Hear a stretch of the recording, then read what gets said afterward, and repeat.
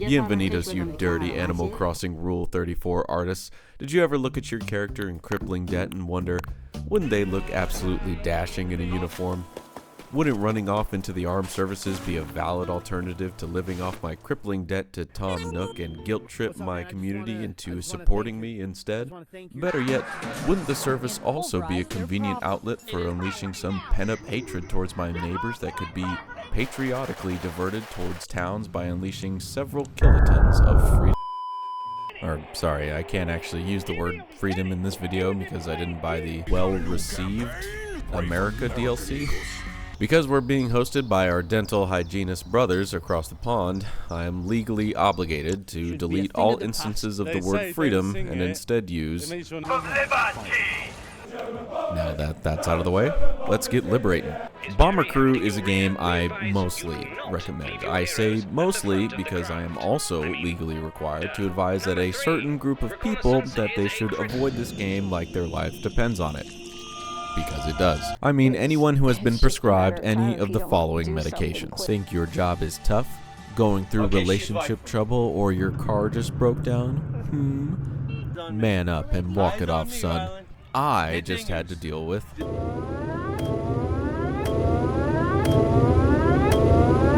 In this game you control, well, a bomber crew sent from England by an Imperial probe droid to destroy various targets within France, Germany, and the Channel on increasingly difficult missions. Along the way, you'll earn cash, intelligence points, and face enemy aces. The former two, you'll need to upgrade your bomber and equip your crew with the best gear available. And trust me, you'll need it. The latter are hand-picked Hitler youth sent by Goebbels to kill you.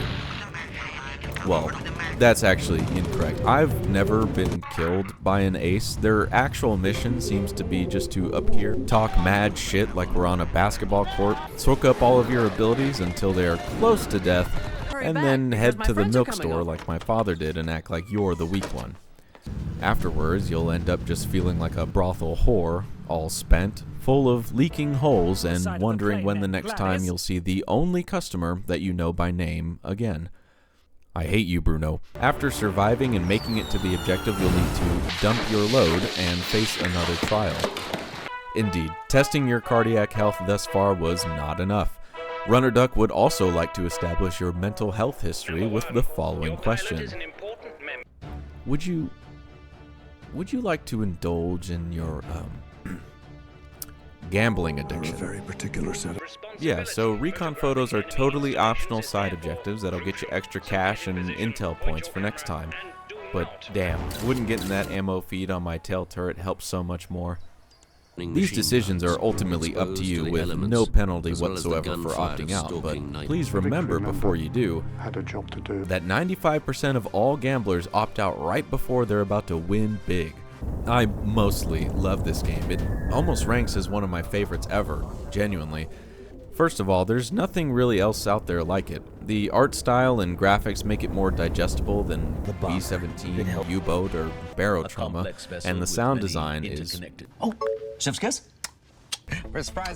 Really, later in the campaign when you're flying deep into Schnitzel territory, there are moments on the commute there and back where you can truly sit back, brew a cup of tea, and fall asleep to the sound machine of flak exploding safely below you out of range. These missions later on can have long periods of nothing but flying before and after the action, traveling into enemy territory at high altitudes. But considering the climate of the intermission,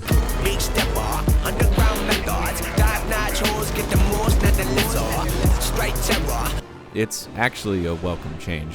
When not doing these Odyssey missions, the critical ones you'll do along the way will be what you need to actually advance the campaign. And they usually are interesting ones, from supporting frogmen, launching a bouncing bomb, and even... Some of the best ones they offer are some combined arms types where you'll support other ships, planes, and troopers, but unfortunately in my opinion this wasn't capitalized on as much as it should have been. There ought to have been more missions where you're flying with more bombers in formation and seeing them go down to the left and right of you. But for pretty much all the ones you actually do, you'll be flying solo, which can get a little lonely. Alright, now that I'm done brown-nosing this game, I can tell you about the bad stuff. I'll get my biggest critique out of the way first so that you have time to brew your hate mail in the comments. Here we go. Bomber Crew has no difficulty slider. Alright, I get it. I can go cry about this to someone who cares, but seriously, for a game that looks like it was one made for children, there is no doubt in my mind that many have fallen into this predator's trap. It looks friendly, it looks easy to get into, and it looks like some quick arcade fun. I mean, look at that face. Unfortunately, you would be incorrect.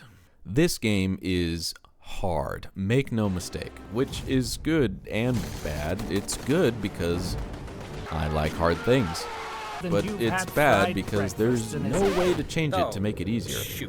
In fact, the only difficulty option you do get is to make the game harder. I know. Alright, but hey, it's called Bomber Crew. I want my Bomber Crew to make it to the end, and that's damn near impossible in this game. And it's not just me, see? Take a look at this. It's actually pretty rare to finish this game out, and it's because of the difficulty that actually compounds on another negative aspect of this game, which is its grindy elements.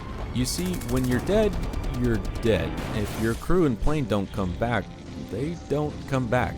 That means that any cash you've dumped into that personal pet project of yours over the last 12 missions or so is bye-bye. And so are all those valuable crew power-ups. This is a real bad cycle of domestic violence between you and the Third Reich because you want to cultivate your bomber crew. You want to groom them. You want this crew that you've spent time in the Kick chat rooms with to be the ones to do your next critical mission. But one gamble slip-up, one guest star appearance by Bruno, and your Swiss cheese. Even more frustrating is that sometimes you'll think you've killed it on a mission, coming back with hardly a scratch, only to find that you have one landing gear of 2. You approach the runway thinking, oof, this'll be ugly, but surely the rest is salvageable, right? Not to worry, we are still flying half a ship. Except that the English have laced all their bombers with anti-theft explosive bolts, meaning that if you dare try to touch down without both sets of landing gear, you had better hold on to your butts. Starting out with a brand new crew and plane is what really feels like a kick in the balls in this game. Because if you do want to get your crew and plane back up to par and to lead them to fight, you'll need to grind the same 7 missions you've already done to get the coin and XP enough to get back to where you were before you got shafted. Unless you quiet your mind just enough, you too can realize how to beat this game as I once did, and as our forefathers of Roosevelt, Churchill, and Stalin realized long ago. That the requirement for mission completion is that the target is destroyed. Coming back? Optional. Once you realize this in your campaign, you can finally beat the game. Throw all grinding, upgrades, and attachment to your crew aside and just send those babies back to back in tight formation with no breaks. Believe me, we have the manpower, we have the machines, and boy, do we have the bombs. But Mike, if we keep using Boost Plus on our first leg of the mission, surely we won't have enough fuel to make it back home to Mary. Don't worry, little one. It will be enough fuel. Just seems awfully mean. But sometimes the ends justify the mean. Which sucks because I want my bomber crew to win the game, but realistically it's just not possible. Speaking of grind, that's not the only place you'll have to do it. Remember those aces I had mentioned earlier? Because, you know, this is a very well structured review and everything is thought out ahead of time. Those aces are another place where you'll have to grind. Again, you see, you'll find that actually killing the aces is a major pain, rather than sending them home limping to mommy. If you actually want to silence them for good, you'll need to utilize another mechanic of the campaign, which is replaying missions that give the enemy debuffs for the next 2 missions. Because they only last for 2 missions at a time, and you know when you'll be fighting an ace, you'll have to play Bomber Crew's meta card game of making sure you have both debuffs enabled before fighting them. All that to say that playing this game the way it's meant to be played, rather than historically accurately by sending nameless numbers of young recruits without even buying them proper equipment to their death, is a huge spiral of repetitive gameplay. Fortunately, unlike your crew, your artwork that you can edit freely with Black Ops 2 emblem creator levels of freedom are persistent. These works of art are typically sources of morale for your troopers and not official seals, and they are almost always appropriate for display on YouTube. Oh, and one last thing. For whatever reason, it doesn't run as well as you'd think, considering the way it looks.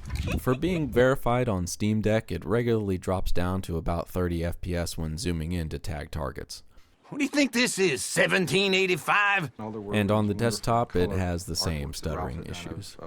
Overall, Bomber Crew is a fantastic little game that gives you a lot more than you bargained for based on its appearance. It's an incredibly difficult arcade-style crew management game that doesn't apologize or give you any options for making it easier on the player. Unfortunately, having your Bomber Crew make it to the end isn't really in the cards unless you're damn near perfect and grind your ass off before making any big missions happen, of which there should be more combined arms types.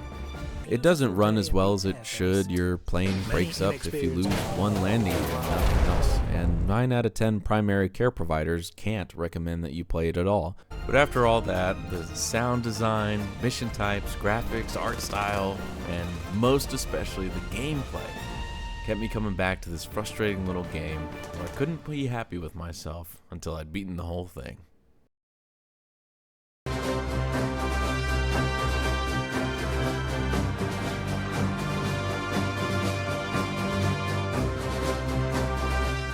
Hey there, this is only my second video ever, and you can check out my first one here. I'm learning a lot so far about video production, and I'd love to hear what you have to say. Let me know what I can do better next time in a comment, and I'll be happy to take a look at it.